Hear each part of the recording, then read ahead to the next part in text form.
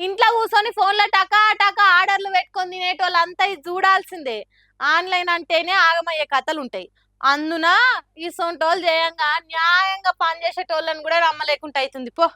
ఇగో సీదా ముచ్చట్లకొద్దాం. ఈ జొమాటో బాయ్ కి ఫుడ్ ఆర్డర్ వస్తే డెలివరీ చేయనీకి వచ్చిండు. కానీ నిజంగానే డెలివరీ చేసినుంటే ఇవాళ మనం ఆయన గురించి మాట్లాడుకోకపోతుండే. అదేంది అంటే మనోడు పార్సల్ తెచ్చుడైతే తెచ్చిండు. ఇక వాళ్ళకు డెలివరీ చేసినట్టు ఫోటోలు పంపాలి కాబట్టి డోర్ కాడ పెట్టి ఫోటోలు కొట్టి పంపిండు. ఈడిదాకా మంచిగానే ఉన్నది పనితనం. కానీ ఫోటో పంపి నిమిషం కూడా వేస్ట్ చేయకుండా సీదా ప్యాకెట్ పట్టుకొని బయటపడ్డాడు. అవతల కస్టమర్ ఏమో పార్సల్ తీసుకుడని వస్తుంది, ఎవరు కూడా వచ్చి ఫుడ్ ఇవ్వలేదు కదా అని నెత్తి గీక్కుంటే, అరే మన తాన సీసీ కెమెరా ఉంది కదా అని తీసి చూస్తే మనోన్ బండారం అంతా బట్టబయలైంది. ఇదే వీడియో ఎవిడెన్స్ ను జొమాటో ఓన్ కి కంప్లైంట్ చేస్తే రీఫండ్ ఇస్తామన్నారట. ఉత్త రీఫండే కాదు, దీని మీద ఫుల్ ఇన్వెస్టిగేషన్ కావాలి, స్ట్రిక్ట్ యాక్షన్ కూడా తీసుకోవాలి.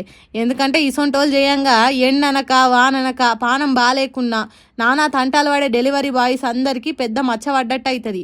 కాబట్టి బరాబర్ శిక్ష పడితేనే ఇంకో పారి కస్టమర్లను మోసం చేసే ఆలోచన ఎవ్వలకు కూడా దరిదాపులకు రావద్దని కంప్లైంట్ చేసిండా కస్టమరు.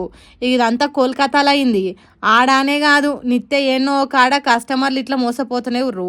సీసీ కెమెరా ఉంది కాబట్టి మోతేవారి దొరికిండు, లేకపోతే అంతే కదా అని కామెంట్లు పెడుతురు ఈ వీడియో చూసిన వాళ్ళు కూడా. మరి మీకు ఎప్పుడైనా గిసొంటి మోసాలు జరిగినాయా? కామెంట్ చేయండి.